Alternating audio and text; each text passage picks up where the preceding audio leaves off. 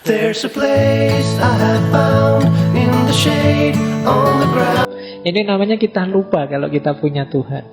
Nah, itu indikasi kita kurang cerdas secara spiritual. Pak, saya itu sudah hitung sampai yang sekecil-kecilnya loh. Kok masih gagal saja? Ya, itu kan kamu berhenti di dirimu sendiri. Kamu lupa bahwa ada Tuhan. Maka akar ketiga dari kecerdasan spiritual itu ketuhanan. Yang keempat, kecerdasan spiritual itu juga mengakar pada pengalaman. Jadi pengalaman inilah nanti yang jadi dasar kecerdasan, kepekaan juga kita secara spiritual. Kalau bahasa psikologi ada habit of mind. Pikiran kita terkondisikan peka dengan aspek makna, aspek spiritual. Itu mungkin bisa diawali dari pengalaman kita sejak kecil. Mungkin yang ngalami dulu ngaji di kampung, ngalami sama bapak ibu dipaksa sholat jamaah dan lain sebagainya. Itu kan pengalaman-pengalaman spiritual waktu kecil. Yang ini akan jadi habit kita, jadi kebiasaan kita. Yang itu rasanya kita tidak enak kalau tidak begitu. Nah, itu buah dari pengalaman. Yang rajin sholat, ketika satu waktu terpaksa tidak sholat, itu kan rasanya ganjel. Sebaliknya juga begitu, yang tidak pernah sholat kok tiba-tiba sholat, itu kan momen mengesankan juga. Jadi, nah, yuk dari pengalaman terbangun habit of mind tadi. Jadi orang yang karakternya baik itu yuk biasanya karena memang dia dibiasakan dalam pengalamannya. Karakter-karakter yang baik. Sehingga terus karakter itu mengakar dalam dirinya.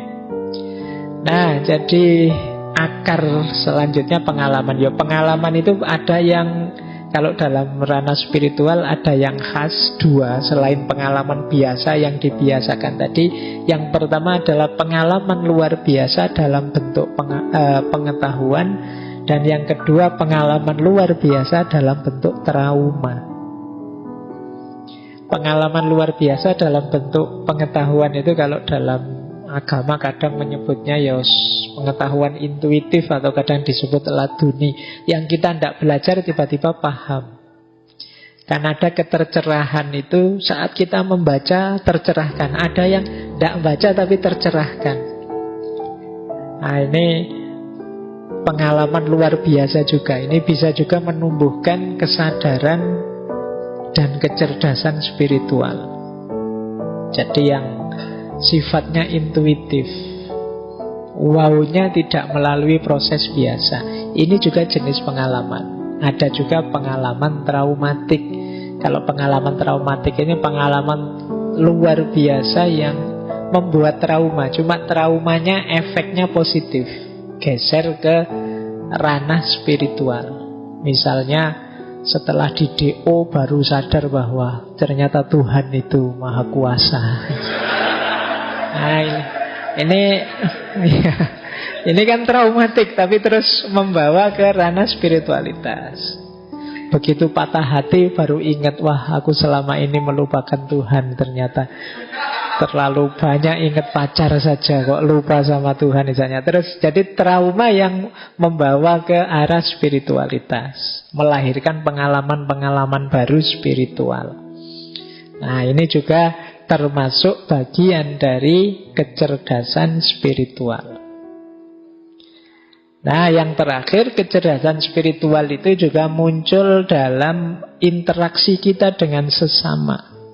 Kepedulian kita dengan sesama. Orang merasakan nikmatnya bersedekah, merasakan asiknya berkorban, merasakan indahnya berbagi dan lain sebagainya. Itu juga bagian dari kecerdasan spiritual. Orang yang tidak cerdas secara spiritual mungkin egois, diajak berbagi tidak mau, tidak peduli dengan sesama, waktunya disuruh kurban ala wong sunnah saja tidak wajib dan lain sebagainya. Pokoknya alasannya oke. Nah, jadi Ini akar-akar. Carilah akar-akar ini yang memungkinkan kita tambah cerdas secara spiritual. Kesungguhan, kemudian ketercerahan-ketercerahan. Cari momen-momen yang membawa kita pada pencerahan-pencerahan. Kalau males baca, yo dengerin YouTube atau apalah gitu. Yang penting membaca sekitar juga tidak masalah. Siapa tahu nanti dapat semacam ilham, intuisi, wawasan baru atau apa. Kejar itu.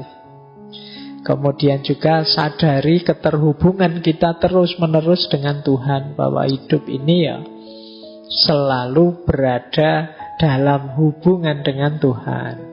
Perkaya pengalaman-pengalaman spiritual. Sehingga dia akan jadi habit, tabiat kita. Dan jangan lupa kepedulian sesama. Itu melahirkan kepekaan dan kecerdasan spiritual juga.